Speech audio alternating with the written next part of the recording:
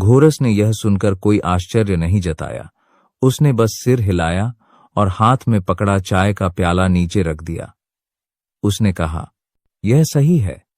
5 रोशनियों से सीलबंद बिंदु 5 अलग अलग दिव्य रोशनियों के मिलन से बना है। जब तक उन 5 दिव्य रोशनियों में से एक भी अपनी बुद्धि रखती है, तब तक यह बिंदु नष्ट नहीं होगा और इस दुनिया में बना रहेगा। 5 रोशनियों से सीलबंद बिंदु के बाकी 4 लोग दुनिया की 4 अलग अलग दिशाओं में हैं और उन्होंने फ्लेम मंत्रा के अन्य 4 भागों को समझ लिया है। हमारे मिशन अलग हैं और परीक्षा का स्तर भी अलग है। उस समय पूरी फ्लेम मंत्रा विधि प्राप्त होगी या नहीं, यह तुम पर निर्भर करेगा। जहां तक उन 4 का सवाल है, मैं सिर्फ 2 के बारे में बता सकता हूं, बाकियों को ढूंढना मुश्किल है, इसलिए उन्हें खोज पाना तुम्हारे भाग्य पर निर्भर करेगा। फिर घोरस ने ध्रुव को बताया कि उन 2 में से एक का नाम बूढ़ा पुराण है। असली नाम पुराण, जो लहरबाज दिव्य रोशनी का रूप है और दुनिया के उत्तर में विशाल महासागर के पास रहता है, जहां वह 5 रोशनी सीलबंद बिंदु की रक्षा कर रहा है। उसने वहां उत्तरी समुद्री अकादमी बनाई है, जो बस एक टूटी फूटी जगह है, कोई बड़ी बात नहीं, घोरस ने कहा। ध्रुव ने इसे दिल पर नहीं लिया, पर वह समझ गया कि दूसरे लोग इसे गंभीरता से ले सकते हैं। तभी उत्तरी सागर में दूर एक लकड़ी के घर में हरे वस्त्र पहने एक बूढ़े व्यक्ति को बिना वजह छींक आई और उसने बुदबुदाया, भाई घोरस, इस बूढ़े का चेहरा बहुत बूढ़ा है। घोरस ने मुस्कुराते हुए इसे अनदेखा कर दिया और आगे बताया कि दूसरा व्यक्ति एक महिला है। इसे कम मत आंको, यह सामान्य महिला नहीं है, घमंडी है, मिलनसार नहीं और दूसरों के प्रति उदासीन है। इसलिए उसने सिर्फ एक शिष्य स्वीकार किया। अगर शिष्य उसके जैसा न होता तो शायद वह उसे बर्दाश्त नहीं करती। उसका असली रूप लाल कमल की दिव्य रोशनी है, जिसे लाल कमल की मल्लिका कहा जाता है। वह दक्षिण के अग्निवन में साल भर बंद कमरे में साधना करती है, सिर्फ उसका शिष्य बाहर रहता है। अगर तुम वहां जाना चाहते हो तो पहले पुराण को ढूंढो, उससे बात करना आसान है। वह शराब का शौकीन है, अगर तुम अच्छी शराब बनाओगे तो वह तुम्हारा साथ देगा। घोरस की बातें सुनकर ध्रुव की आंखें उत्साह से चमक उठीं। वह चाहता था कि घोरस उसका साथ दे, लेकिन अब लग रहा था कि घोरस और बाकी 4 लोग तारीशी देव के उत्तराधिकारी का पीछा कर रहे हैं, ताकि वे आसानी से 5 दिव्य रोशनियां प्राप्त कर सकें, जो हजारों वर्षों से मौजूद हैं। ये साधारण दिव्य रोशनियों से कहीं ज्यादा शक्तिशाली हैं, और यह सोचकर ध्रुव खुश हो गया।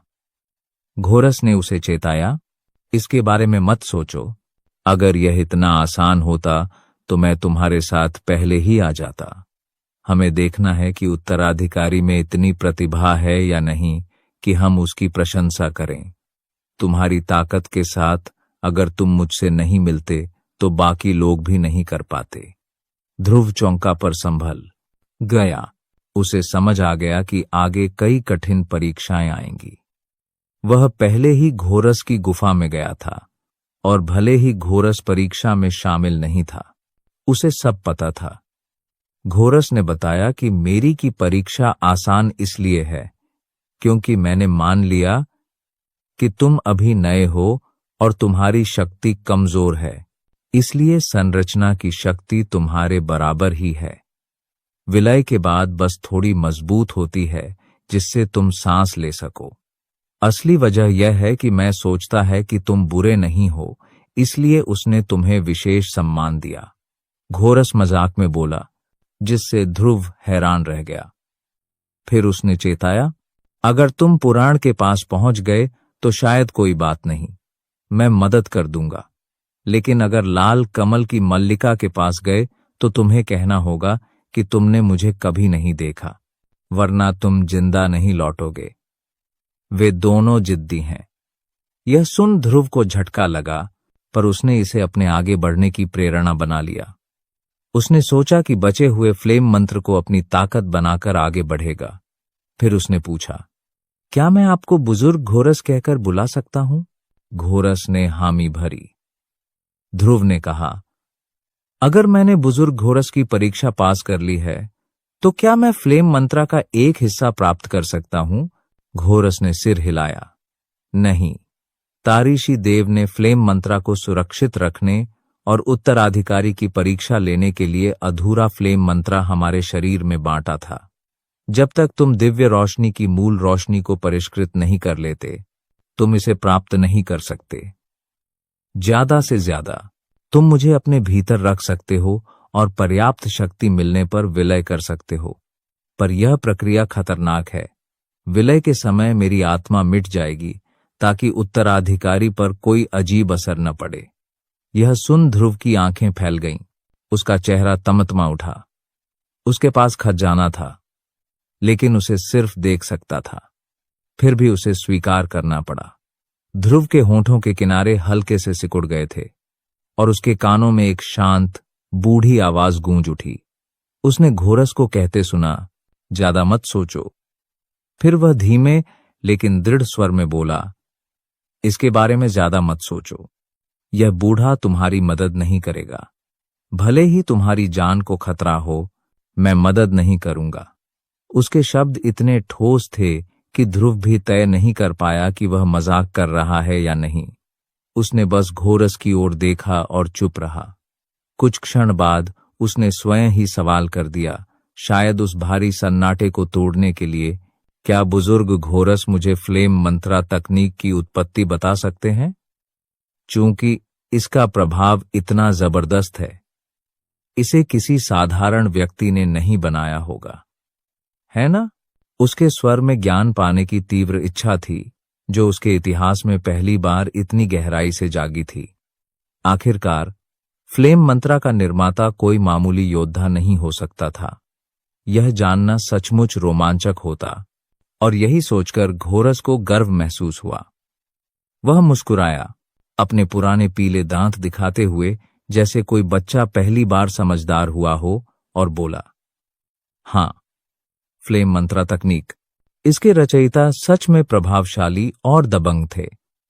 उन्होंने इसी फ्लेम मंत्रा से शिखर छुआ, दिव्य रोशनी की शक्ति से एक शक्तिशाली संसार बनाया और अनगिनत लोगों को दुखों से बचाया।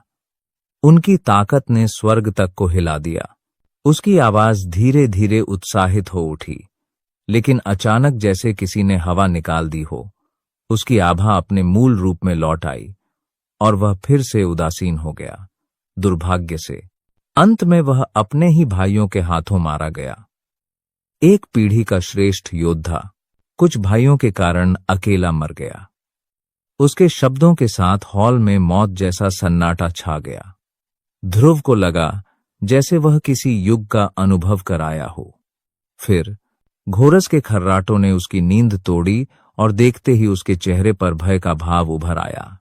यह अप्रत्याशित था कि किसी प्राचीन योद्धा की यादें इतनी भावनाएं जगा सकती हैं। वह सोचने लगा कि अगर यह योद्धा अभी जीवित होता तो उसकी ताकत कितनी होती। तभी घोरस ने उदासीनता से कहा, ठीक है, अब मैं तुमसे बात नहीं करूंगा। जब मैं यह जगह सील कर दूंगा, तब है यहां से चलेंगे। ध्रुव ने चुपचाप सिर हिलाया और उसका पीछा करते हुए हॉल से बाहर चला गया। बाहर आते ही घोरस ने हजारों सालों से बसे उस शांत अस्थि हॉल को देखा, धीरे से हाथ ऊपर उठाए और अपने बूढ़े हाथों में बनी सील दिखाई। जमीन कांप उठी और सामने से एक काली दीवार उभर आई जिसने हॉल का द्वार बंद कर दिया। दीवार को देख ध्रुव ने गहरी सांस ली। वह पहचान नहीं पाया कि दीवार किस चीज से बनी है, लेकिन इतना जरूर समझ गया कि उसे नष्ट करने की उसकी कोई ताकत नहीं है। घोरस मुस्कुराया और चुपचाप पहाड़ से उड़ गया। ध्रुव उसका पीछा करते हुए गहरे भूमिगत अस्थि होल से बाहर निकला। तभी गुफा के द्वार पर उसे एक विशाल बर्फीला ड्रैगन पहरा देते दिखा। उसका शरीर गुफा को घेर रहा था और उसकी सतह से चांदी जैसी सफेद रोशनी निकल रही थी। उसके पूरे शरीर से एक भयावह आभा निकल रही थी जो आत्मा को जकड़ लेती थी। वह मानो किसी जागे हुए ड्रैगन जैसा लग रहा था, पवित्रता और ताकत का प्रतीक। अचानक उसने गर्जना की और उसका सिर गुफा की ओर झुका, जिससे धीमी गर्जनाएं फैल गईं। तभी गुफा से दो सफेद आकृतियां निकलीं और हवा में रुककर खड़ी हो गईं। ध्रुव ने मुस्कुराते हुए उस बर्फीले ड्रैगन को देखा। वह जानता था कि यह सिर्फ बर्फ से बनी संरचना नहीं है, इसमें बुद्धिमत्ता थी और शायद इसका बुजुर्ग घोरस से गहरा नाता है। ड्रैगन ने ध्रुव की मुस्कान देख अपना विशाल सिर उससे रगड़ा, दहाड़े मारी और अपनी सांसों से उसके कपड़ों को चिपका दिया। ध्रुव असहज हो गया। घोरस हल्के से हंसा, अपनी दाढ़ी सहलाकर ड्रैगन को देखा। उसकी आंखों में झिझक थी, जिसे ड्रैगन ने भांप लिया। उसने सिर रगड़ा और झिझक भरी आंखों से देखा। घोरस ने उसका सिर सहलाया और पीछे हटकर हवा में खड़ा हो गया। उसकी सील बदलने लगी और शक्ति तरंगे फैलने लगीं। दूधिया सफेद किरणें निकलकर ड्रैगन में समा गईं। उसका शरीर धुंधली रोशनी में चमक उठा और धीरे धीरे नीचे गिरता गया। उसकी आंखें बंद हो गईं। वह सोते बूढ़े जैसा लगने लगा। ध्रुव समझ गया कि यह कमजोरी नहीं, बल्कि घोरस की शक्ति उसे सौंपने की प्रक्रिया है। वह ड्रैगन को गहरी नींद में सुला रहा है ताकि कोई उसे जागृत न कर सके। इस विचार से ध्रुव की आंखों में उदासी भर आई। यद्यपि यह एक संगठन था, फिर भी वे हजारों साल से साथ थे और एक दूसरे के मित्र बन चुके थे। कोई भी इसे स्वीकार नहीं कर सकता था। ध्रुव ने चुपचाप किनारे पर इंतजार किया और घोरस के प्रयास में मदद की। घंटों बाद घोरस अपने चेहरे पर कड़वाहट लिए पास आया और मुस्कुराकर उसे बाहर ले गया। गठन को सक्रिय न करने के लिए उसके पास यही विकल्प था। वे अंतहीन खाई के ऊपर धीरे धीरे चले। ध्रुव सतर्क था, लेकिन भरोसे के साथ। वातावरण दमनकारी था। दूर से सूरज की रोशनी दिखते ही घोरस का मन बदल गया और वह मुस्कुराकर बोला, चलो चलें, देखूं इस दुनिया पर कौन कौन से उत्कृष्ट लोग हैं। मुझे जानना है कि मेरे बगल में तारीशी देव द्वारा चुने गए व्यक्ति से कौन अधिक शक्तिशाली है। हाँ, वह गति बढ़ाकर प्रकाश की ओर उड़ गया। गुफा में प्रवेश करते समय पहाड़ से उठी गर्म लहरें उसे रोक रही थीं, पर अब वह लहर गायब हो गई थी। कुछ ही सांसों में वे दोनों उस गहरी गुफा से बाहर निकल आए। बाहर आते ही घोरस ने आंखें सिकोड़कर देखा। जो ऊंचा पहाड़ था अब गायब था। बस जमीन पर धूल की मोटी परत और टूटी चट्टानें बता रही थीं कि कभी यहां एक विशाल पर्वत गिरा था। किसी को इसका पता नहीं था। तभी घोरस ने धीरे से आंखें खोलीं, अपनी छाती से गंदी हवा बाहर निकाली और चमकती चांदी जैसी सफेद रोशनी उसके शरीर से निकलने लगी। वह अचानक आसमान की ओर उछला। ध्रुव ने उसकी अजीब हरकत देख भौहें तान लीं। शायद वह कोई कवच स्थापित करना चाहता हो। ध्रुव ने घोरस के चमकते शरीर को देखकर सांस रोक ली। वह सबसे ऊंची चट्टान पर खड़ा था, हाथ पीठ के पीछे किए। उसकी आंखें चांदी जैसी सफेद रोशनी से चमक रही थीं और वह आसमान को ताक रहा था। अचानक घोरस जोर से हौंसा। उसकी गूंज से आकाश और धरती कांप उठे। 10,000 किलोमीटर तक मौजूद सभी तिलस्मी जानवरों में डर फैल गया और पूरी दुनिया हिल गई। वह गर्जना करता बोला, हाँ, यह बूढ़ा घोरस है। मैंने 1000 साल इंतजार किया है। आज मुझे अपना उत्तराधिकारी मिल गया, क्योंकि दुनिया ने इस बूढ़े को जन्म दिया था। अब मैं कसम खाता हूं कि दुनिया ने मुझे जन्म दिया है और मैं उसके लिए सबसे शक्तिशाली योद्धा बनूंगा। दुनिया के साथ एक हो जाऊंगा। उसके शब्दों से ध्रुव की पुतलियां सिकुड़ गईं, चेहरा बदल गया और आसमान काले बादलों से भर गया। बिजली गिरने लगे। उसकी धड़कनें तेज हो गईं, लेकिन घोरस चट्टान की चोटी पर खड़ा शांत होकर उन बिजलियों को देखता रहा। ध्रुव लार निगलता रह गया। उसकी आंखें फड़कने लगीं। उसे समझ आ गया कि ये साधारण बिजली नहीं, बल्कि ऐसी शक्ति हैं जिन्हें सहना असंभव है। वह बुदबुदाया, कैसे? उसके पास इतनी शक्ति? एक शक्तिदेव भी तो बस चींटी है। तभी घोरस हौंसते हुए नीचे उतरा और उसे चिढ़ाया। ध्रुव ने पलटकर देखा तो काले बादल छूट चुके थे, पर घोरस शांत था।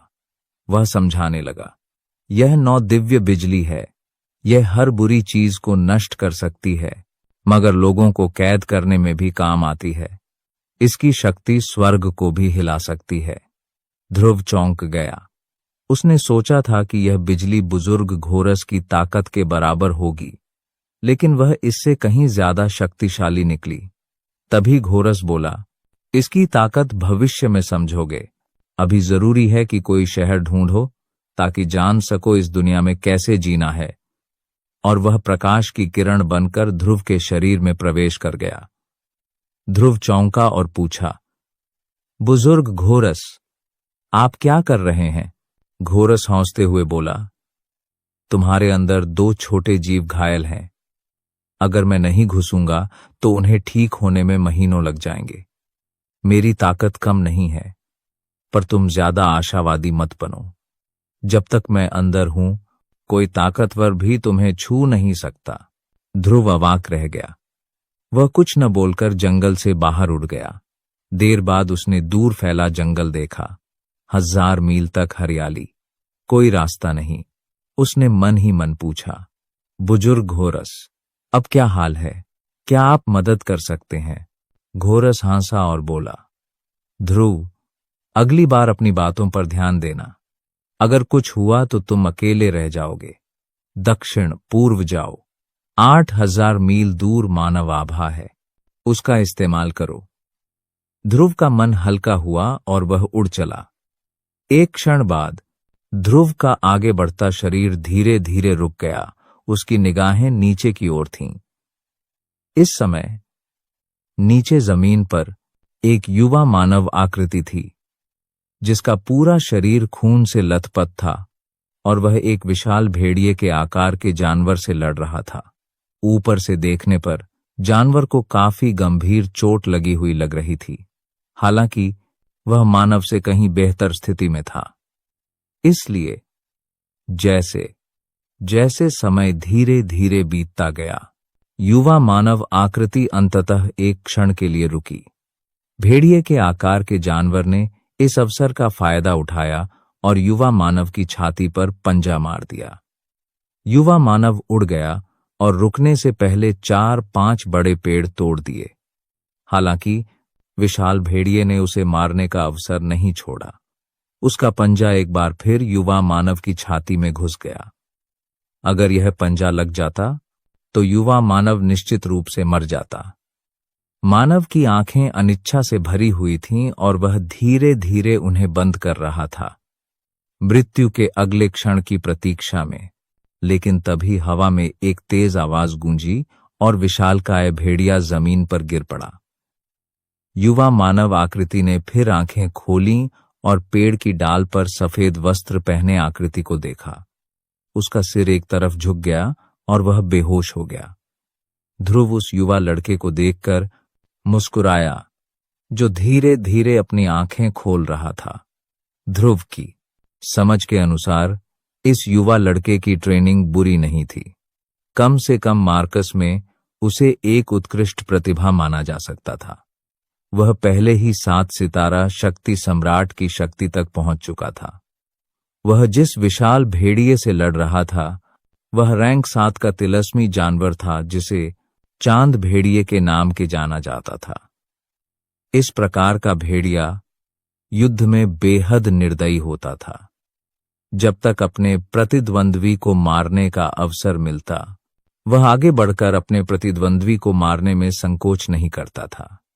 यहां तक कि अगर उसका प्रतिद्वंद्वी उसके महत्वपूर्ण बिंदु पर प्रहार करने ही वाला होता, तो भी वह बचने का जरा भी इरादा नहीं रखता था। इसलिए जब उसकी जान के बदले जान वाली लड़ाई शैली का सामना होता, तो बहुत से लोग आगे बढ़ने के बजाय पीछे हट जाते थे।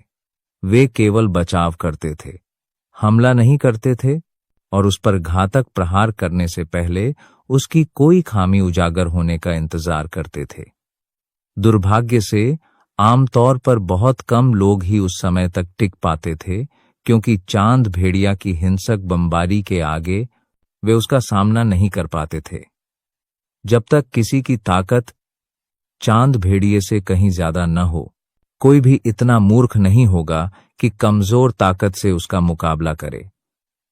हालांकि ध्रुव के सामने वाला व्यक्ति थोड़ा अजीब था। हालांकि ध्रुव ने पहले भी कुछ लाशें देखी थीं, लेकिन देखने से उनकी हैसियत और ताकत इस व्यक्ति से कम लग रही थी। उसे तो उसके ही गुट से बाहर निकाला जाना चाहिए था। जैसे ही उस युवा लड़के ने आंखें खोलीं और ध्रुव को देखा, वह सहज ही उस हरी चट्टान से उछल पड़ा जिस पर वह लेटा था और ध्रुव से कुछ फीट दूर जमीन पर आ गिरा।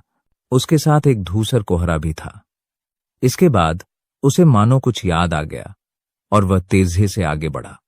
उसने दोनों हाथ जोड़कर ध्रुव को प्रणाम किया और कहा, मैं लिहान हूं, मेरी जान बचाने के लिए धन्यवाद। मैं अभी अपने उपकारक को पहचान नहीं पाया था। मुझे उम्मीद है कि वह उपकारक मुझे माफ कर देगा। लिहान के बोलने में जरा भी झिझक नहीं थी। यह देखा जा सकता था कि वह भी एक सीधा सादा इंसान था, इसलिए ध्रुव ने उसे दोष नहीं दिया। अपनी मंशा बताने के बाद दोनों एक साथ पहाड़ी जंगल से बाहर निकल गए, अनावश्यक परेशानी से बचने और इस दुनिया को पहले समझने के लिए। ध्रुव लिहान के साथ बाहर गया। रास्ते में ध्रुव को लिहान का भी अच्छा प्रभाव पड़ा। रास्ते में लिहान से हुई बातचीत से ध्रुव समझ गया कि वे अभी दुनिया के दक्षिण पश्चिम क्षेत्र में थे, जो दक्षिण में वीरान प्राचीन जंगल से सटा हुआ था। वहां कई अत्यंत शक्तिशाली जानवर थे, जिनमें से कुछ तो दुनिया के शिखर तक पहुंचने के लिए भी पर्याप्त शक्तिशाली थे। उनकी शक्ति मानव जाति के कुछ शिखर अस्तित्वों से कम नहीं थी। हालांकि ऐसा लग रहा था कि मानव जाति के साथ उनका एक समझौता था कि वे लापरवाही से हमला नहीं कर सकते, अन्यथा दोनों पक्षों के योद्धा उन्हें तब तक मारते रहेंगे जब तक वे मर नहीं जाते। लिहान यागर शहर नामक एक शहर में रहते थे। यह दक्षिण पश्चिम क्षेत्र का एक छोटा सा शहर था और लिहान यागर शहर के दो बड़े दलों में से एक वायना दल का सदस्य था। दोनों दल सैकड़ों वर्षों से खुलेआम और गुप्त रूप से लड़ते रहे थे। दूसरे दल का नाम अजिमा था और दोनों हमेशा बराबरी पर रहे थे। 10 साल पहले तक, जब अजिमा दल के लीडर ने वायना दल के लीडर के साथ युद्ध में एक सफलता हासिल की और वायना दल के लीडर को घायल कर दिया, तो वायना दल के लीडर पर गंभीर परिणाम हुए। हालांकि वायना दल का लीडर घायल हो गया था और उसके शरीर पर गंभीर परिणाम हुए थे, फिर भी भूखा ऊंट घोड़े से बड़ा था। हालांकि गंभीर परिणाम पूरी तरह से समाप्त नहीं हुए थे। जब तक कि अन्य आवश्यक जड़ी बूटियां मिल जाती, गंभीर परिणाम तुरंत समाप्त हो जाते थे। दुर्भाग्य से पिछले 10 वर्षों में अजिमा दल ने लगातार वायना दल का दमन किया है। यागर शहर के अधिकांश कपड़ा बाजारों पर अजिमा दल का कब्जा हो चुका था। हालांकि वायना दल का लीडर लगभग पूरी तरह से ठीक हो चुका था, फिर भी स्थिति बहुत गंभीर हो गई थी। बची हुई जड़ी बूटियां अभी तक नहीं मिली थी, लेकिन अब जबकि अजिमा दल शहर पर हमला करने वाला था, लिहान के पास अपने दल के सदस्यों को जड़ी बूटियों की खोज के लिए बाहर ले जाने के अलावा कोई विकल्प नहीं था। 2 महीने की खोज के बाद लिहान को आखिरकार बड़ी मुश्किल से सभी जड़ी बूटियों का सही स्थान मिल गया। कई लड़ाइयों के बाद ज्यादा लोग नहीं बचे थे, लेकिन आखिरी जड़ी बूटी सोलगार्ड घास नहीं मिली थी। इससे लिहान और अन्य लोग बहुत चिंतित हो गए, यह देखकर कि युद्ध होने वाला था, लेकिन वायना दल का लीडर अभी तक इन दुष्प्रभावों से उबर नहीं पाया था। उनके पास आखिरी दांव खेलने के अलावा कोई विकल्प नहीं था। जब रैंक 7 जानवर चांद भेड़िया भोजन की तलाश में निकला, तो उन्होंने चुपचाप एक चाल चली। हालांकि किसी कारण से उन्हें भेड़िए ने खोज लिया। कई लड़ाइयों के बाद वे पहले ही थक चुके थे, लेकिन अब जब उन्हें भेड़िए ने खोज लिया था, तो उनके पास उससे लड़ने के अलावा कोई चारा नहीं था। अंत में वे सब खत्म हो गए। अगर ध्रुव समय पर नहीं आता तो लिहान भी इस समय भेड़िए द्वारा खा लिया जाता। समय न जाने में बीत गया। चलते चलते दोनों बातें कर रहे थे और पलक झपकते ही वे शहर के करीब पहुंच गए। ध्रुव ने नजर घुमाई तो दूर जमीन पर काली रेखा दिखी, जहां हरी घास का मैदान अचानक सख्त सड़क में बदल गया था। यह लगातार लोगों की आवाजाही का नतीजा था। उसने गहरी सांस ली और आकाश धरती के बीच मानवीय आभा महसूस की। उसके मुंह का कोना ऊपर उठा और मुस्कुराकर कहा, इंसानों के साथ रहना अब भी बेहतर है। अकेले रहना वाकई बहुत उबाऊ है। भाई लिहान, मुझे अभी भी कुछ काम है, फिर मिलते हैं। उसकी आवाज धीमी होते ही वह चमककर गायब हो गया। बस उसकी आवाज की हल्की गूंज रह गई। लिहान चौंक गया, पर जान गया कि यह ध्रुव था, एक ऐसा युवक जो उसकी उम्र का लगता था। वह कुछ देर स्थिर खड़ा रहा, फिर होश में आया। एक कदम बढ़ाते ही गिरते गिरते बचा, क्योंकि उसके पैर सुन्न हो गए थे। उसने अपने शरीर में शक्ति का संचार कर सुन्नता दूर की और यागर शहर की ओर तेजी से बढ़ा। उसकी गति में शक्ति की मदद थी। जहां से वह गुजरा वहां हरी रोशनी फैलती गई और कुछ ही देर में वह सैकड़ों फीट दूर गायब हो गया। चलते चलते वह मन ही मन बुदबुदाया, इतनी तेज, शायद सिर्फ दल का लीडर ही उसके साथ चल पाए। क्या इसका मतलब है कि उसकी ताकत दल के लीडर जितनी है? यह डरावना है। इतनी प्रतिभा के साथ शायद वह किसी बड़े दल का शिष्य होगा। अगर हमारे वायना दल के उसके साथ अच्छे संबंध बन जाए तो अजिमा दल को भी विनम्र होना पड़ेगा। मुझे तुरंत दल के लीडर को बताना चाहिए। यह कहकर उसकी गति फिर तेज हुई और वह चमकते हुए यागर शहर में वायना दल की ओर उड़ चला। उधर ध्रुव पहले ही शहर में पहुंच चुका था। उसने चहल पहल भरी सड़कों को देखा और मुस्कुरा दिया। कुछ समय लोगों को देखते और घूमते बिताने के बाद उसे एक दुकान मिली जो जानकारी बेचने में माहिर थी। अंदर जाकर उसने साधारण जानकारी की किताबें पलटीं, सोने के सिक्के दिए और बाहर निकल आया। बाहर आकर उसने दुनिया की जानकारी नाम की धूल भरी किताब ध्यान से देखी। यह किताब इस दुनिया के बारे में जानकारी देती थी। यहाँ प्राचीन काल में कई योद्धा पैदा हुए थे और प्रतिभाएं इकट्ठा हुईं।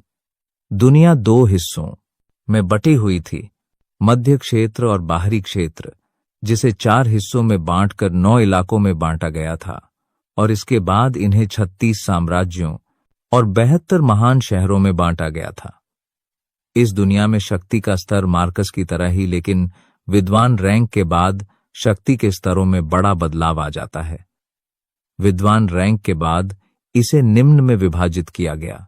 पहला था अर्ध शक्तिदेव, दूसरा शक्तिदेव, तीसरा मूल परिवर्तन रैंक, चौथा मूल अवतार रैंक, पांचवा मूल सम्राट रैंक, छठा मूल बादशाह रैंक, सातवां मूल शहंशाह रैंक, आठवां मूल पूर्वज रैंक, नौवां मूल संत रैंक और 10वां और आखिरी पूर्वज शक्तिदेव रैंक। ये रैंक दुनिया में शक्ति के विभाजन थे। इन रैंकों में अंतर सिर्फ मूल परिवर्तन और मूल अवतार रैंक के बीच था। पुस्तक में बताया गया है कि मूल परिवर्तन और मूल अवतार रैंक अन्य रैंकों की तरह 9 स्तरों से भिन्न नहीं है। मूल परिवर्तन और मूल अवतार रैंक प्रारंभिक, मध्य और अंतिम चरणों में विभाजित थे। अंतिम चरणों को आगे अंतिम चरण और अंतिम चरण के शिखर में विभाजित किया गया था। मूल परिवर्तन रैंक तक पहुंचने से पहले कोई व्यक्ति दुनिया में सिद्ध शक्ति का उपयोग साधना के लिए कर सकता था। बेशक पूर्वापेक्षा यह थी कि व्यक्ति को दुनिया में सिद्ध शक्ति के अनुकूल होना होगा। ध्रुव की स्थिति जब उसने पहले सफलता प्राप्त की थी तो उसका कारण यह था कि उसका शरीर दुनिया की सिद्ध शक्ति के साथ असंगत था। अगर जेड की बोतल न होती तो ध्रुव को पता नहीं होता कि क्या करना है। इस दुनिया के लोग दुनिया की सिद्ध शक्ति के अनुकूल क्यों हो पाए? इसका मुख्य कारण यह था कि वे इसी दुनिया में पैदा हुए थे, इसलिए स्वाभाविक रूप से वे जल्दी ही अनुकूलित हो गए। एक बार परिपक्व होने के बाद उन्हें सिद्ध शक्ति के अनुकूल होने की कोई आवश्यकता नहीं थी। उदाहरण के लिए, ध्रुव कुछ समय तक दुनिया की सिद्ध शक्ति के अनुकूल नहीं हो पाया। दोनों क्षेत्र साधक की दुनिया की सिद्ध शक्ति से परिचितता पर निर्भर थे, जिससे वे सिद्ध शक्ति को अपने शरीर में खींच सकते थे और उसका उपयोग स्वयं कर सकते थे। मूल परिवर्तन रैंक में देव शक्ति और सिद्ध शक्ति दोनों की साधना की जाती थी। किसी मानव शरीर का हमेशा के लिए बढ़ना असंभव था, क्योंकि यदि मानव शरीर निरंतर बढ़ता रहता तो वृद्धावस्था, रोग और मृत्यु जैसी कोई चीज नहीं होती। यद्यपि शक्ति शरीर को सुदृढ़ कर सकती थी, किंतु एक बार जब व्यक्ति की शक्ति एक निश्चित स्तर पर पहुंच जाती तो चाहे उसकी साधना कितनी भी प्रबल क्यों न हो, वह शक्ति की अत्यधिक मात्रा से विस्फोटित हो जाता। सिद्ध शक्ति की साधना का उद्देश्य सिद्ध शक्ति को अवशोषित और परिष्कृत करना तथा उसका उपयोग शरीर को सुदृढ़ बनाने के लिए करना था। ऐसा इसलिए था क्योंकि लोगों ने पाया था कि देव शक्ति सिद्ध शक्ति की तुलना में कहीं अधिक कोमल और सघन है। चाहे कितने भी साधक हों, उन्हें कुछ नहीं होगा। हालांकि सिद्ध शक्ति की तुलना देव शक्ति से नहीं की जा सकती थी। सौभाग्य से सभी को मूल अवतार रैंक में पहुंचने के बाद सिद्ध शक्ति का उपयोग करना आवश्यक था, इसलिए साधकों को इसकी चिंता करने की आवश्यकता नहीं थी। जहां तक शक्तिदेव का प्रश्न है, हालांकि वे अभी भी सिद्ध शक्ति की साधना करते थे, 10 ताकतवर शक्तिदेव भी एक भी मूल अवतार रैंक योद्धा की बराबरी नहीं कर पाते थे। इससे यह स्पष्ट था कि साधना में अंतर ऐसा नहीं था जिसे किसी की साधना शक्ति से संतुलित किया जा सके। मूल अवतार रैंक में साधना का मुख्य उद्देश्य शरीर को दुनिया की सिद्ध शक्ति के साथ सामंजस्य बिठाना और पूर्ण विलय की अवस्था तक पहुंचना था। यह चरण कहना जितना आसान था, करना उतना ही कठिन था। इसके लिए व्यक्ति को दुनिया की सिद्ध शक्ति को शुद्ध और अवशोषित करना और उसे शरीर में एक सफेद सिद्ध शक्ति मनके में संघनित करना आवश्यक था। सिद्ध शक्ति मन का जितना शुद्ध होगा, उतना ही बेहतर होगा। विशेष रूप से दूधिया सफेद सिद्ध शक्ति मन के अत्यंत शुद्ध थे। जब तक कोई व्यक्ति दूधिया सफेद सिद्ध शक्ति मनके को संघनित कर सकता था, इसका अर्थ था कि उसका भविष्य असीमित था और निश्चित रूप से कई बड़े दल होंगे जो उन्हें अपने साथ मिलने का प्रयास करेंगे। यदि उनमें से किसी एक को भी इसके बारे में पता होता, तो वे सभी समाचारों को रोकने और उस व्यक्ति को साथ करने के लिए अपनी पूरी शक्ति लगा देते। एक बार सिद्ध शक्ति मन का सफलतापूर्वक संघनित हो जाने के बाद मूल पूर्वज रैंक तक पहुंचना निश्चित हो जाता था। यही कारण था कि इतने सारे लोग केवल प्रसिद्धि के लिए इतने लंबे समय तक मूल अवतार रैंक में बने रहे। वे बड़े दलों में स्थान पाने की आशा रखते थे। एक बार सफल होने पर वे और उनके दल अद्वितीय गौरव प्राप्त करेंगे। केवल मूल अवतार रैंक ही वह था जिस पर वे सबसे अधिक निर्भर थे। मूल अवतार रैंक शिखर योद्धा और सच्चे शिखर योद्धा के बीच की विभाजक रेखा था। यह एक ऐसा क्षेत्र था जहां हर कोई एक ही दिन में शिखर तक पहुंचने के लिए रुका था। इसी रैंक में ट्रेनिंग कर शिखर तक पहुंचना संभव था। इसके बाद ध्रुव ने ट्रेनिंग विधियों और युद्ध तकनीकों के विवरण देखे। बताया गया कि मूल मार्शल दुनिया की ट्रेनिंग विधियां मार्कस गृह से कहीं अधिक शक्तिशाली थीं। ये विधियां स्वर्ग, धरती, गहन और पीले रैंक पर आधारित थीं और हर स्तर को प्राथमिक, मध्य और उन्नत चरणों में बांटा गया था। संत स्तर की वर्जनाएं इतनी भयावह थीं कि साधक की गति कई गुना बढ़ सकती थी और आकाश, धरती की शक्ति का उपयोग कर वह आधे प्रयास में 2 गुना परिणाम प्राप्त कर सकता था। इनमें से महान सफलता स्तर तक पहुंचने पर साधना विधियां साधक के शरीर में स्वतः प्रवाहित होती थीं और विश्व की शक्ति से स्वास्थ्य लाभ दिलाती थीं। ऐसी स्वर्ग विरोधी क्षमता ने कई साधकों को आकर्षित किया, लेकिन वे इसे केवल अपने हृदय में ही संजोते थे। संत स्तर साधना विधियों के नीचे इच्छा स्तर था। अपने नाम की तरह इच्छा स्तर साधना विधियां व्यक्ति की आध्यात्मिक इंद्रिय का उपयोग सिद्ध शक्ति के साथ विलय करके साधना करने के लिए करती थीं। साधना के दौरान व्यक्ति की आध्यात्मिक इंद्रिय मुक्त होकर आकाश और धरती की सिद्ध शक्ति के साथ मिल जाती थी, जिससे आकाश और धरती की शक्ति प्रेरित होती और एक शक्ति तूफान बनता था। सिद्ध शक्ति का शोधन पूरे दुनिया के शोधन जैसा होता, जिससे व्यक्ति को भारी आघात महसूस होता था।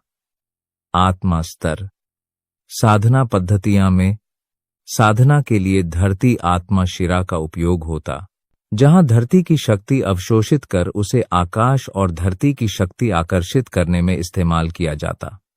दोनों विधियों को साथ प्रयोग करने से व्यक्ति की शक्ति स्वर्ग तक पहुंचती और साधना के बाद उसका आभा मंडल सघन और प्रबल हो जाता।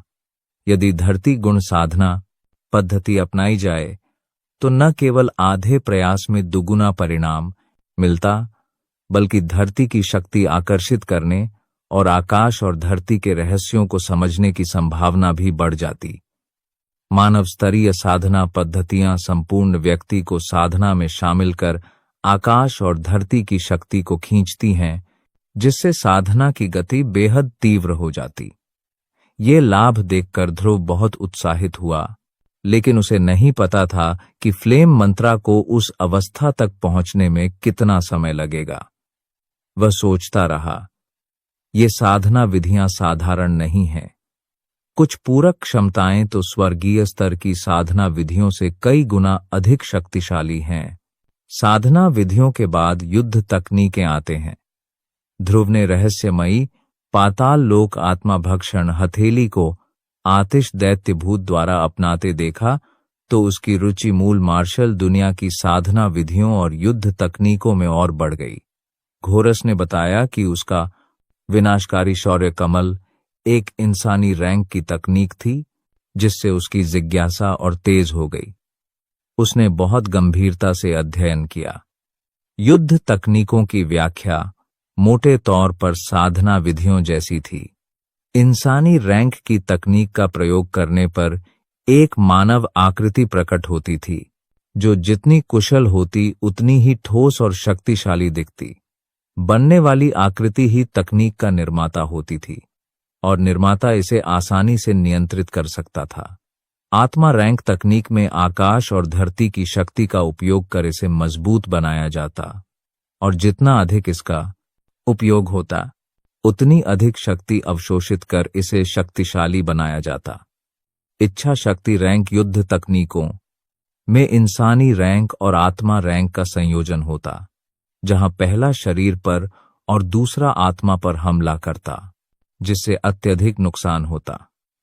उदाहरण के लिए आतिश दैत्यभूत की आत्मा भक्षण हथेली इसी रैंक की तकनीक थी, जिससे जरवान भी घायल हो गया। ध्रुव की आंखें चमक उठीं। यह खजाना मुश्किल से मिलने वाला था और यदि वह इसे छीन लेता तो यह त्रुप का पत्ता बन जाता। एक बार संत रैंक तकनीक का इस्तेमाल करने पर दुनिया कांप उठती, पहाड़ और नदियां टूट जाती और सभी जीव भयभीत हो जाते। जब इसका इस्तेमाल होता तो दुनिया इसके साथ एक हो जाती। संत रैंक तकनीक से कोई भी बच नहीं पाता।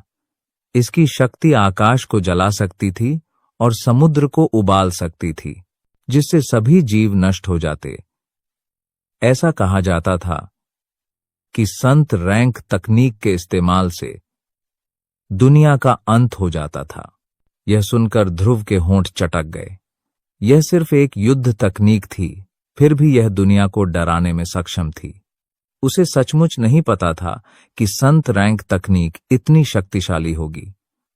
अंतिम एक परम संत रैंक तकनीक थी। यह पृष्ठ स्वतंत्र था और उन कुछ अन्य जुड़े हुए पृष्ठों से अलग था। पृष्ठ के आरंभ में एक चमकदार लाल शब्द था, जिस पर अत्यंत गंभीरता से जोर दिया गया था, जिससे ध्रुव के चेहरे पर तुरंत गंभीरता छा गई। परम संत रैंक तकनीक संत रैंक तकनीक से भी ज्यादा शक्तिशाली थी।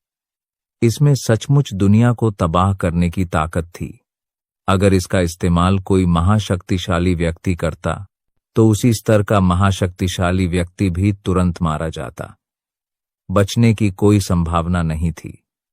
अगर उपयोगकर्ता का सामना किसी महाशक्तिशाली व्यक्ति से होता जो उपयोगकर्ता से एक स्तर ऊंचा होता, तब भी उपयोगकर्ता उसे मार सकता था। सबसे बुरी स्थिति तो यह थी कि उपयोगकर्ता गंभीर रूप से घायल हो जाता और मौत के कगार पर पहुंच जाता। इन शब्दों में जरा भी हिचकिचाहट नहीं थी। ये पूरी तरह से दृढ़ और निर्णायक थे, जिससे ध्रुव ने ठंडी सांस ली। उसकी पुतलियां अचानक सिकुड़ गईं और वह काफी देर बाद ही ठीक हो पाया। उसे सचमुच उम्मीद नहीं थी कि एक परमसंत रैंक तकनीक में इतनी बड़ी शक्ति हो सकती है। अगर एक ध्रुव की कल्पना करने की हिम्मत नहीं हुई, वह पढ़ना खत्म करने के बाद ही किसी सराय की तलाश कर सकता था। कुछ ही देर बाद ध्रुव हजार मंडप नाम की एक सराय के सामने खड़ा था। वह हल्का सा मुस्कुराया और अंदर चला गया। अंदर आते ही उसने भीड़ भाड़ वाली पहली मंजिल पर नजर डाली और फिर मुस्कुराया। फिर दूसरी मंजिल पर चला गया। अंदर जाकर उसने व्यंजन ऑर्डर किए और बैठ गया। थोड़ी देर बाद एक सुंदर युवक और युवती दूसरी मंजिल पर आए। युवक ने हरे कपड़े पहन रखे थे, जिनमें सुनहरे ड्रैगन की आकृति बनी थी, और वह जेड पंखा लिए हुए था। युवती ने बर्फ जैसे सफेद कपड़े और सोने चांदी से सजी पोशाक पहनी थी। दोनों अहंकार से भरे थे और सीधे ध्रुव की मेज की ओर बढ़े। युवक ने ध्रुव को घूरते हुए डांटा, "ये मेज रोंगमेई और युवा मालिक के लिए है।" उसने जेड पंखा लहराया और सराय में बेचैनी फैला दी। काले वस्त्र वाला एक बूढ़ा उसके पीछे आ गया। ध्रुव उस युवक की बातों से बेपरवाह था। वह अपनी प्लेट में रखे खाने को खाता रहा। इसका मतलब यह नहीं था कि ध्रुव ने उस पर दया दिखाई थी। ऐसा सिर्फ इसीलिए था क्योंकि ध्रुव ने आज काफी कुछ नया सीखा था और दिल से बहुत खुश था। इसलिए वह इस आदमी से लड़ना नहीं चाहता था। ध्रुव की नजर में यह आदमी बस एक चींटी जैसा अस्तित्व था। यहां तक कि उसके पीछे काले कपड़े पहने बूढ़ा आदमी भी बस एक दो सितारा महाशक्ति पूर्वज था। इसमें चिंता की क्या बात थी? हालांकि उस आदमी ने अपने दिल में ऐसा नहीं सोचा था। जब उसने ध्रुव को इस तरह व्यवहार करते देखा तो उसके दिल में बेहद नाराजगी हुई। उसके चेहरे के भाव भी बेहद बदसूरत और उदास थे। उसने अपने हाथ में जेड हरे रंग का पंखा लहराया और काले कपड़े पहने बूढ़े का शरीर अचानक हिल गया। वह ध्रुव की ओर तेजी से बढ़ा और अनायास ही एक ठंडी मुस्कान के साथ बोला, "आज अपनी मौत के लिए तुम मुझ बूढ़े को दोष नहीं दे सकते। किसने तुम्हें मेरे युवा स्वामी को भड़काने के लिए कहा था? चूंकि तुमने पहले ही मेरे युवा स्वामी को क्रोधित कर दिया है, इसलिए मैं अपने युवा स्वामी के क्रोध को दूर करने के लिए तुम्हारे ताजा खून का उपयोग करूंगा। हरे कपड़े वाला आदमी यह देखकर थाके लगाकर हंसा। उसने काले कपड़े वाले बूढ़े आदमी की ओर मुंह किया, जो ध्रुव की ओर बढ़ रहा था, और कहा, "याद रखना, बूढ़े मुंह, मेज को मत छेड़ना, और बड़े मुंह, याद रखना कि मेज गंदी न हो, वरना ये युवा मालिक और छोटी बहन ठीक से खाना नहीं खा पाएंगे।" काले कपड़े पहने बूढ़े ने हल्के से सिर हिलाया। उसकी मुट्ठियां ध्रुव के सिर पर जोर से तान दी गईं। टकराना। मुट्ठी के हथेली से टकराने की एक दबी हुई सी आवाज सुनाई दी। काले कपड़े पहने बूढ़े की पतली मुट्ठी एक सफेद हथेली से अवरुद्ध थी। वह मुट्ठी ध्रुव के सिर के बगल में रुक गई और 1 इंच भी आगे नहीं बढ़ सकी। काले कपड़े पहने बूढ़े के हाव भाव बदल गए। ध्रुव ने अपनी हथेली से धक्का दिया। उस हल्के से लगने वाले धक्के के कारण काले कपड़े वाला बूढ़ा सराय के एक खंभे से टकरा गया। हालांकि उसने खून की उल्टी नहीं की, लेकिन काले कपड़े पहने बूढ़े के हाव भाव और भी गंभीर हो गए। वह जिस निगाह से ध्रुव को देखता था वह ऐसी थी मानो वह किसी राक्षस को देख रहा हो। यह असामान्य रूप से भयावह था। सराय के अंदर काले कपड़े पहने बूढ़े आदमी का चेहरा ध्रुव को देखते ही सदमे से भर गया, जो अभी भी खा रहा था। उसके माथे से बार बार ठंडे पसीने की बूंदें निकल रही थीं। उसका दिल बार बार ध्रुव के उस हमले की ताकत के बारे में सोच रहा था, ताकि ध्रुव की ताकत का अंदाजा लगा सके। कुछ सांसों के बाद काले कपड़े पहने बूढ़े आदमी ने भी ध्रुव की ताकत का अंदाजा लगा लिया था। इसलिए उसने मन ही मन सोचा, इस व्यक्ति के पिछले हमले की ताकत को देखते हुए इसकी ताकत 7 सितारा और 8 सितारा महाशक्ति पूर्वज के बीच होनी चाहिए। इस व्यक्ति की ताकत बहुत ज्यादा है और इसकी प्रतिभा असाधारण है। निश्चित रूप से एक अत्यंत शक्तिशाली दल पीछे से इसका समर्थन कर रहा है। ऐसा लगता है कि यह व्यक्ति निश्चित रूप से ऐसा व्यक्ति नहीं है जिसे बल से हराया जा सके। मुझे उसके साथ अच्छे संबंध बनाने की पूरी कोशिश करनी चाहिए, अन्यथा अगर मैं किसी ऐसे दल को नाराज कर दूं जिसे मेरा अजीमा दल छू नहीं सकता तो मेरा अजीमा दल खत्म हो जाएगा। उफ, इस बार युवा स्वामी वाकई बड़ी मुसीबत में पड़ गया है। एक बार जब हम वापस आएंगे तो मैं दल के लीडर से जरूर कहूंगा कि वह उसे ठीक से अनुशासित करे। अचानक काले कपड़े पहने बूढ़े आदमी का शरीर अचानक आगे बढ़ा। वह हरे कपड़े वाले आदमी और लड़की के बीच से निकल गया। इससे पहले कि वे दोनों कुछ कर पाते, उसके हाथों ने उनकी कलाइयों को कसकर पकड़ लिया। उसका शरीर हिला और सराय से बाहर निकल गया। ध्रुव हिला तक नहीं। ऐसा लगा जैसे वह उन्हें जाने दे रहा हो। हालांकि जैसे ही वे तीनों सीढ़ियों में प्रवेश करने वाले थे, सराय की दूसरी मंजिल से अचानक एक हल्की हंसी की आवाज आई। कोई देख सकता था कि ध्रुव, जो पहले साइड डिश खा रहा था, पहले ही खड़ा हो गया था। उसने अपने हाथ पीछे रखे और मुस्कुराते हुए उन तीनों को देखा। इसके बाद उसने धीरे से अपना मुंह खोला और कहा, तुम तीनों अभी आए हो। जाने की इतनी जल्दी क्यों है? चूंकि मैंने अपनी प्लेट में रखे सारे व्यंजन खत्म कर लिए हैं, तो क्यों न मैं तुम तीनों को कुछ मुख्य व्यंजन खिला दूं। ध्रुव की आवाज बेहद धीमी थी जब वह बोल रहा था, मानो वह सचमुच काले कपड़े पहने बूढ़े आदमी और 2 अन्य लोगों को आमंत्रित कर रहा हो। हालांकि काले कपड़े पहने बूढ़े आदमी ने ये शब्द सुने तो अचानक चौंक गया। अगर साइड डिश खत्म हो गई हैं, तो क्या मुख्य व्यंजन उनके नहीं होंगे? काले कपड़े पहने बूढ़े आदमी के कदम अचानक तेज हो गए। वह ध्रुव के कुछ करने से पहले ही सराय से निकल जाना चाहता था। काले कपड़े पहने बूढ़े आदमी का शरीर अभी हिला ही था कि वह अचानक रुक गया। उसकी दोनों आंखें चौंधिया गईं जब उसने अपना सिर घुमाकर ध्रुव की ओर देखा। जैसे ही वह नीचे उतरने वाला था, काले कपड़े पहने बूढ़े आदमी को यह जानकर सदमा लगा कि वह वास्तव में हिल नहीं पा रहा था। दूसरी ओर ध्रुव एक एक कदम करके उन तीनों की ओर बढ़ रहा था। तुलनात्मक रूप से काले कपड़े पहने बूढ़ा आदमी अपने बगल में बैठे 2 लोगों की तुलना में स्पष्ट रूप से कहीं बेहतर स्थिति में था। हरे कपड़े वाला आदमी और उसके बगल में बैठी लड़की ध्रुव के शक्ति के दबाव से इतनी भयभीत हो गई थी कि वे बेहोश हो गए थे। दूसरी ओर ध्रुव ने काले कपड़े पहने बूढ़े आदमी को बस वहीं रोक दिया था।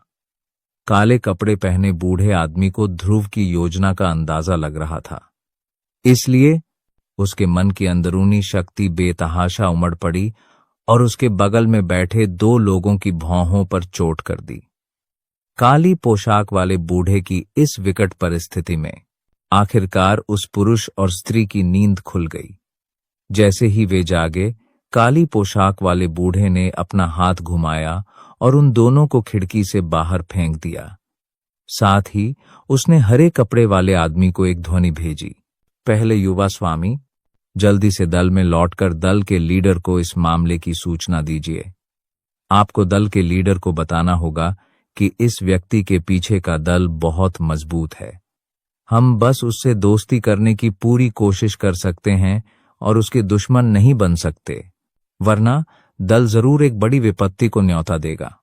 याद रखना, काले कपड़े पहने बूढ़े व्यक्ति के आखिरी शब्दों में एक दुखद एहसास था जिससे ध्रुव काफी देर तक अवाक रहा। उसने किसी को नाराज किया था, फिर भी उसे लगा कि वह एक हीरो है। इस क्षण दूसरी मंजिल पर मौजूद सभी लोग तुरंत जाग गए। इस क्षण सराय की दूसरी मंजिल पर मौजूद सभी लोगों को तुरंत एहसास हुआ। यह आदमी अपनी मौत कैसे ढूंढ रहा था? वह स्पष्ट रूप से एक परम प्रतिभाशाली व्यक्ति था। इतनी कम उम्र में ही उसकी शक्ति महाशक्ति पूर्वज रैंक तक पहुंच चुकी थी। ऐसे में वह निश्चित रूप से एक ऐसा परम योद्धा होगा जो दुनिया को चौंका देगा। वह एक दिन किंवदंती भी बन सकता है। फिर भी अजीमादल न केवल ऐसे व्यक्ति का पक्ष लेने निकला था, बल्कि उसे मार भी डालना चाहता था। यह अजीमादल वास्तव में बेहद मूर्ख था। कुछ लोग बार बार अपने दिल में आहें भरते थे जब उन्हें लगता था कि उन्होंने ऐसा दुर्लभ अवसर गंवा दिया है। हालांकि कुछ लोगों के चेहरों पर ठंडी मुस्कान भी थी।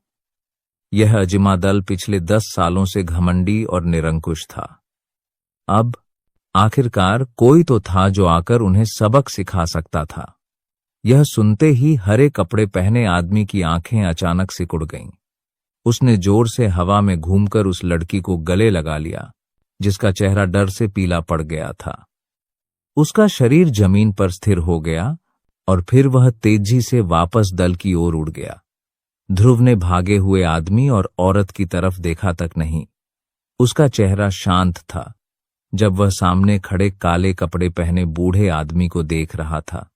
जब काले कपड़े वाले बूढ़े ने देखा कि ध्रुव उसे देख रहा है, तो उसने झट से ध्रुव को एक शालीन मुस्कान दी जो रोने से भी ज्यादा बदसूरत थी। उसने मुस्कुराते हुए ध्रुव से कहा, अभी तुम पर हमला करना वास्तव में मेरी गलती है। वास्तव में यह केवल एक गलतफहमी है, एक गलतफहमी। मेरे युवा स्वामी को तुम्हारी जगह बैठने की आदत है, इसलिए हालांकि मैंने उन्हें दल में वापस आकर दल के लीडर को बुलाने के लिए कह दिया है।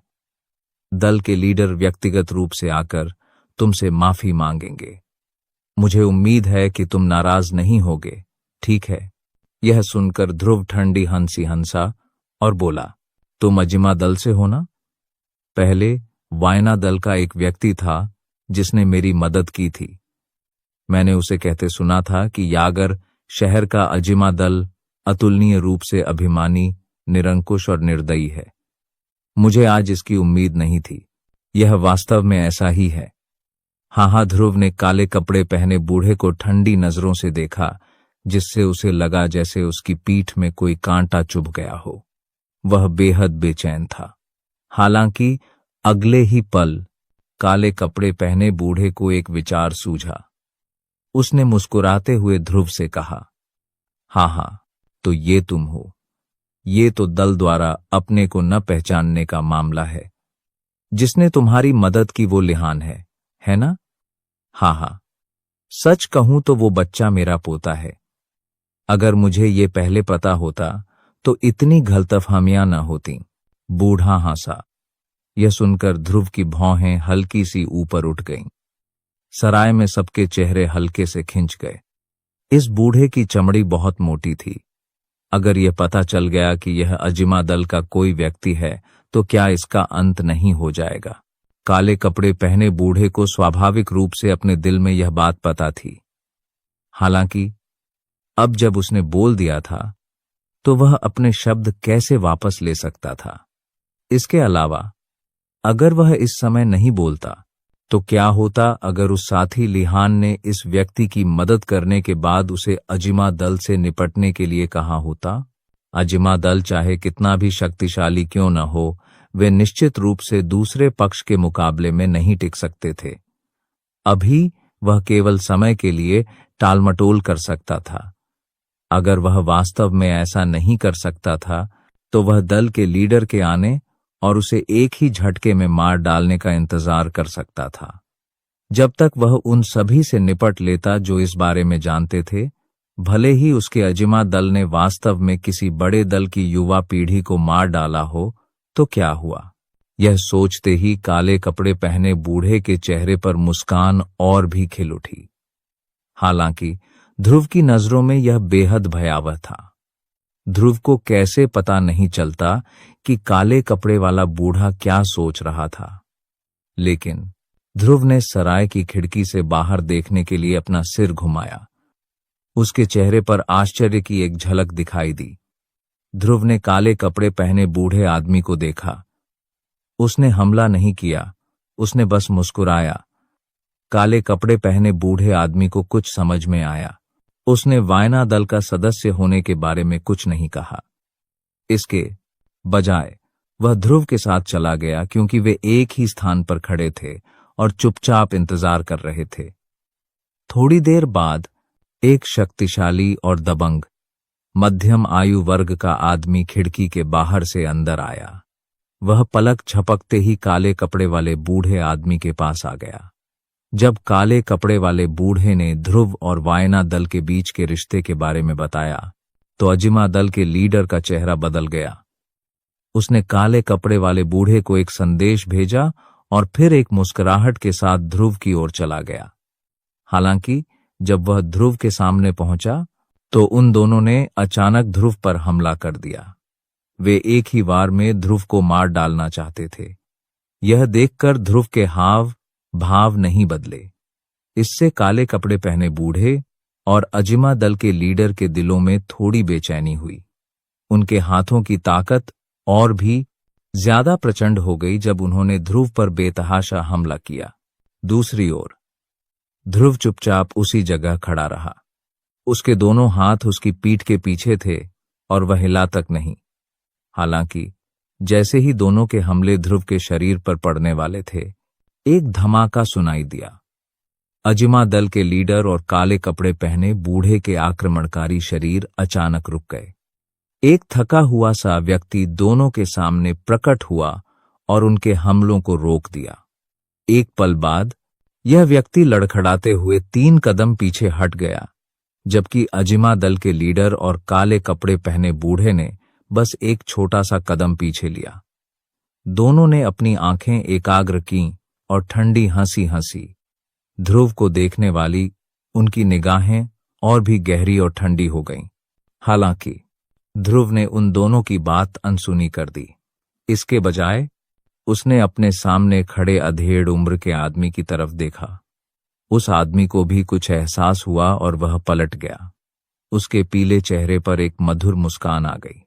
ध्रुव की नजरें एक पल के लिए इधर उधर घूमी, फिर उसने मुस्कुराकर जवाब में सिर हिलाया। अजिमा दल के लीडर के दिल में गुस्सा तब और बढ़ गया जब उसने देखा कि उन दोनों ने वास्तव में उन दोनों को अपनी नजरों में नहीं रखा। उसने एक जोरदार चीख मारी और उसके शरीर में शक्ति तेजी से घूमने लगी। उसके हाथ में एक चमक सी चमकी और उसमें एक तलवार प्रकट हुई। उसने तलवार उस आदमी की ओर तान दी जिसकी पीठ उसकी ओर थी। हालांकि वह आदमी चकमा नहीं दे पाया। इसके बजाय उसने पलटकर वार का जवाब मुक्का मार कर दिया। आकाश और धरती की तलवार, पहाड़ हिलती मुट्ठी, दोनों ने एक साथ जोरदार गर्जना की। तलवार और मुक्के टकराए और दोनों एक कदम पीछे हट गए। वायना दल के लीडर का शरीर कांप उठा और उसके शरीर पर से भयावह शक्ति पूरी तरह से हट गई। दूसरी ओर अधेड़ उम्र के व्यक्ति के शरीर का खून खौल उठा और उसके पीले चेहरे पर लालिमा छा गई। हाँ हाँ हाँ हाँ लबाब, तुम अभी भी काफी नहीं हो। तुम्हारी मौजूदा ताकत को देखते हुए मैं तुम्हें जल्दी से यहां से चले जाने की सलाह देता हूं। इस बच्चे की जबरदस्ती रक्षा करने के बारे में मत सोचो। अगर तुम चले गए तो मैं गारंटी देता हूं कि अगले 5 सालों तक मैं तुम्हारे वायना दल को नहीं छूंगा, वरना मैं आज तुम्हें और तुम्हारे दल को यही खत्म कर दूंगा। हालांकि तुम कल मुझे को दोष नहीं दे सकते, इसलिए क्या तुम्हें लगता है कि तुम्हारा दल ज्यादा महत्वपूर्ण है या कोई बाहरी व्यक्ति जिसका तुमसे कोई रिश्ता नहीं है, ज्यादा महत्वपूर्ण है? अजिमा दल का लीडर बोलते हुए ठंडी हंसी हंसा। वायना दल के लीडर को देखते ही उसकी आंखें उपहास से भर गईं। यह सुनकर वायना दल के लीडर की भौहें तन गईं। उसके चेहरे पर कुछ लालिमा लिए हुए एक द्वंद्वात्मक भाव उभर आया। तार्किक रूप से उसके और ध्रुव के बीच वास्तव में कोई रिश्ता नहीं था। दरअसल दोनों की मुलाकात अभी हुई थी। फिर भी वह ध्रुव करणी था। हालांकि यह अप्रत्यक्ष था, फिर भी ध्रुव ने उसकी बहुत मदद की थी। लेकिन उसके दल का क्या? सोच विचार के बाद वायना दल के लीडर ने आखिरकार ध्रुव की रक्षा करने का फैसला किया। आखिरकार जब तक वह ध्रुव की रक्षा कर सकता था, इसका मतलब था कि वायना दल के उसके साथ अच्छे संबंध थे। ध्रुव की प्रतिभा के साथ उसे निश्चित रूप से कुछ बड़ी ताकतों द्वारा महत्व दिया जाएगा। जब तक दल टिक सकता है, इस छोटे से यागर शहर में अजिमा दल की तो बात ही छोड़िए, अजिमा दल से 10 गुना ज्यादा शक्तिशाली दल भी वायना दल को कुछ सम्मान तो देना ही होगा। वायना दल के लीडर के शुरुआती संकोच भरे भाव यह सोचते ही तुरंत दृढ़ हो गए। वह ध्रुव के सामने खड़ा हो गया और अजिमा दल के लीडर को, जो ध्रुव पर हमला करने ही वाला था, रोक दिया। ध्रुव की आंखें, जो किसी पुराने कुएं की तरह शांत थीं, यह देखकर प्रशंसा के भाव प्रकट कर रही थीं। उसने ऐसे अंदाज में सिर हिलाया कि पता ही न चले, और देखता रहा। अजिमा दल के लीडर ने वायना दल के लीडर की ओर देखा, जिसके चेहरे पर दृढ़ भाव थे। दोनों के चेहरे तुरंत काले पड़ गए। उनके हाथ धीरे धीरे मुट्ठियों में भींच गए और ऐसा लग रहा था जैसे वे हमला करने वाले हों। इससे वायना दल के लीडर का चेहरा तुरंत गंभीर हो गया। हालांकि अगले ही पल अजिमा दल का लीडर अचानक जोर से हंसा। अच्छा, तुम्हारे लिए अच्छा है लबाब, तुम्हारे लिए अच्छा है। वायना दल, बस मेरे अजिमा दल के गुस्से का इंतजार करो। मैं मूल रूप से तुम्हें सांस लेने के लिए कुछ समय देना चाहता था, लेकिन चूंकि तुम्हारा वायना दल ऐसा नहीं चाहता, तो इस बूढ़े आदमी को दोष मत दो। आज रात अपनी गर्दन धो लो और कल मेरे अजिमा दल के बदले का इंतजार करो। अजिमा दल का लीडर गुस्से से दहाड़ा। उसकी बात खत्म होते ही अजिमा दल का लीडर और लबाब सराय से निकलकर कल की लड़ाई की तैयारी के लिए अपने अपने दलों की ओर चल पड़े। लबाब ने अजिमा दल के लीडर और लबाब के आंखों से ओझल होने तक इंतजार किया, फिर मुड़कर ध्रुव की ओर देखा। ध्रुव के उदासीन भाव को देखकर लबाब की आंखें थोड़ी सिकुड़ गईं, और फिर उसने ध्रुव से पूछने के लिए अपना मुंह खोला। तुम्हारी क्या योजना है? अगर कोई योजना नहीं है, तो मैं तुम्हें एक रात के लिए अपने साधारण निवास पर मेहमान के तौर पर आमंत्रित करना चाहूंगा, ताकि अजिमा दल का वह बूढ़ा भूत आधी रात को तुम पर हमला न कर सके। क्या तुम मेरे प्रस्ताव पर सहमत हो सकते हो? ध्रुव ने लबाब की तरफ देखा और मुस्कुराया। उसने सिर हिलाया और कहा, तो फिर मुझे तुम्हें परेशान करना पड़ेगा। लबाब ने जल्दी से इनकार में हाथ हिलाया और चेहरे पर मुस्कान लिए ध्रुव के साथ सराय से बाहर निकल गया। सराय से बाहर निकलते ही ध्रुव ने लिहान को देखा, जो पहले उसके लिए रास्ता दिखा रहा था। लिहान के सम्मानजनक भाव देखकर ध्रुव थोड़ा उदास हो गया। काफी देर तक बात करने के बाद लिहान एक बार फिर ध्रुव के लिए रास्ता दिखाने वाले अपने रूप में लौट आया। उसने ध्रुव के साथ बातचीत की और हंसा, जिससे वायना दल का सिर ठंड में एक तरफ हट गया। इससे वायना दल का लीडर कुछ असहाय महसूस कर रहा था। वह बस उन दोनों का पीछा कर सकता था और ध्रुव और लिहान को एक साथ वायना दल के निवास की ओर चलते हुए देख सकता था। यागर शहर वायना दल के महल में एक बड़े हॉल में 10 से ज्यादा लोग मौजूद थे। एक पीले चेहरे वाला कुछ कमजोर इंसान बड़े हॉल के बीचों बीच एक लकड़ी की कुर्सी पर बैठा था।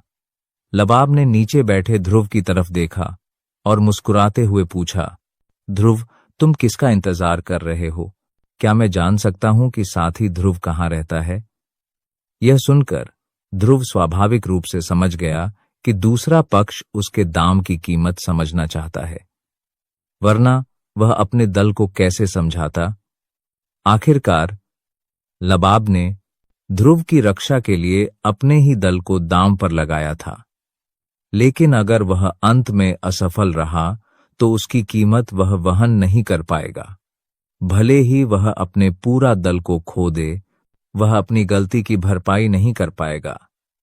ध्रुव ने तुरंत जवाब नहीं दिया, बल्कि उसने पहले हॉल में मौजूद सभी लोगों पर नजर डाली। इनमें से ज्यादातर लोग वायना दल के बुजुर्ग और प्रतिष्ठित कनिष्ठ सदस्य थे।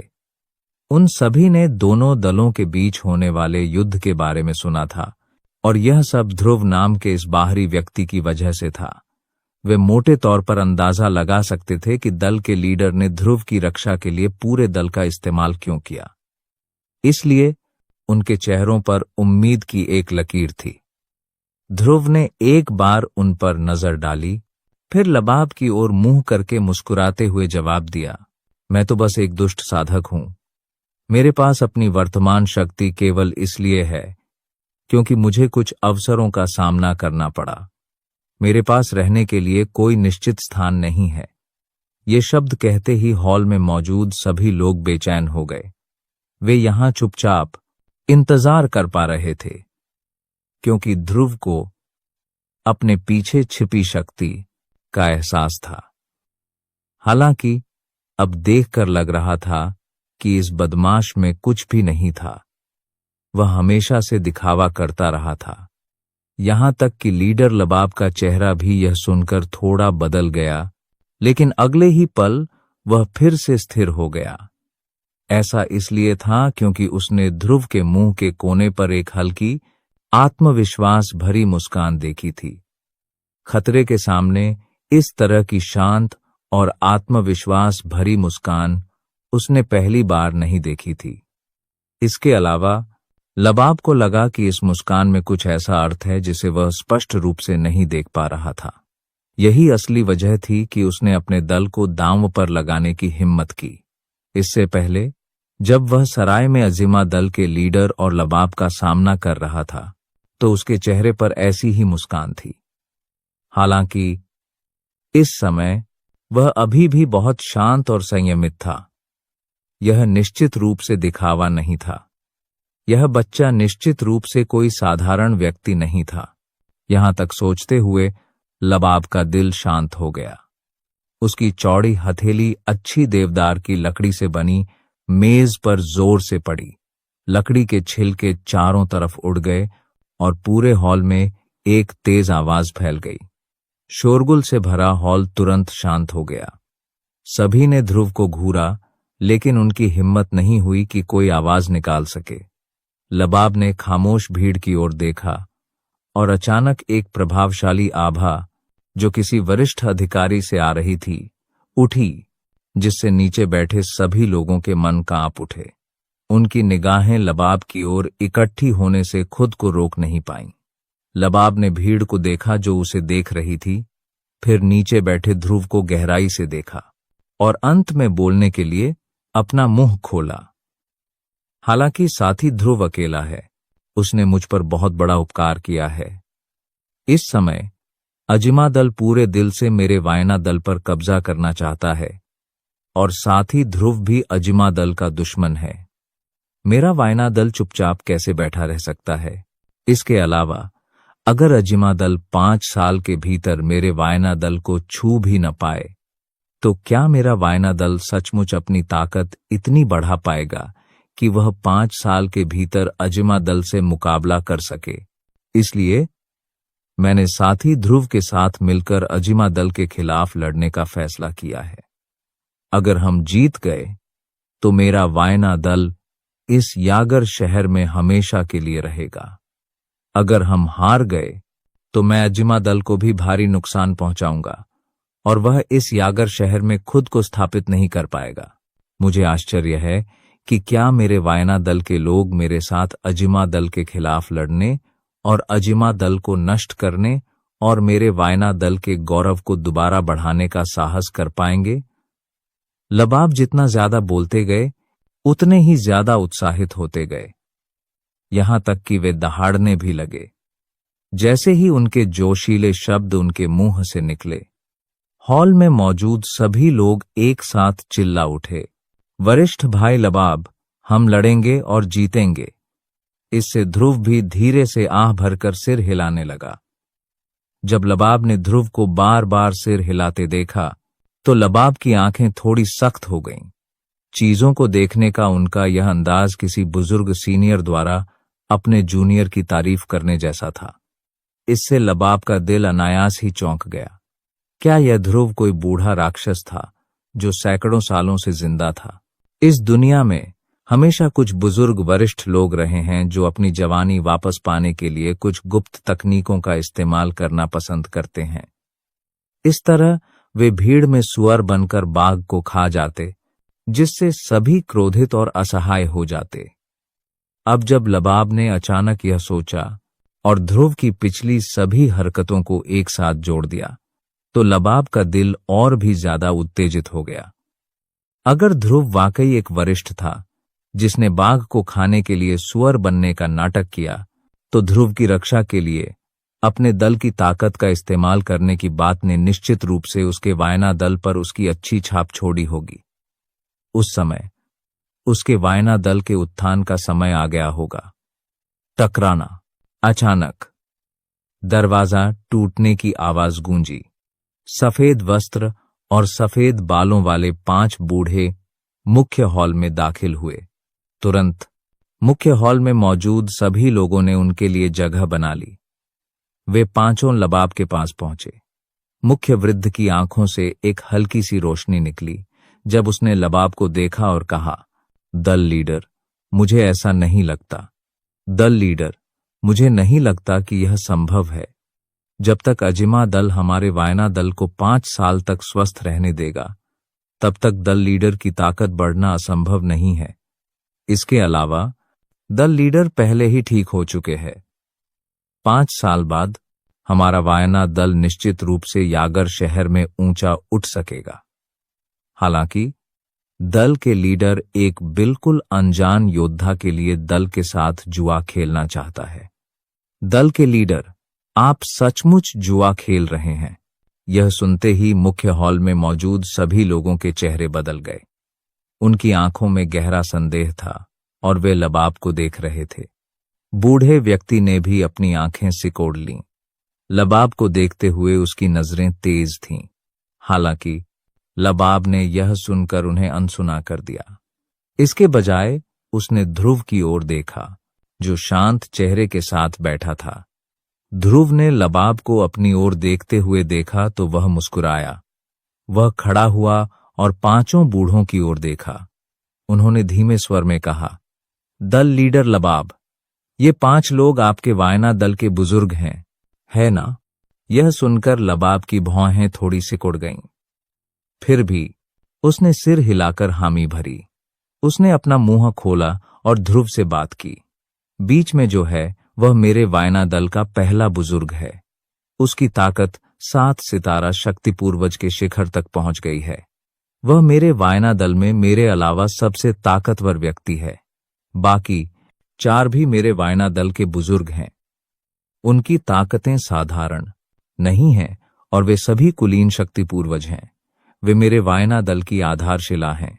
दुर्भाग्य से लबाब जितना ज्यादा बोलता गया उतना ही ज्यादा उत्तेजित होता गया। हालांकि अंत में उसने अपनी आवाज धीमी कर ली और फिर भी कुछ उदासी लिए हुए था। यह सुनकर ध्रुव बेफिक्र हो गया। उसने 5 बुजुर्गों की तरफ देखा। उनमें से एक ने ध्रुव की नजर देखकर ठंडी सांस ली।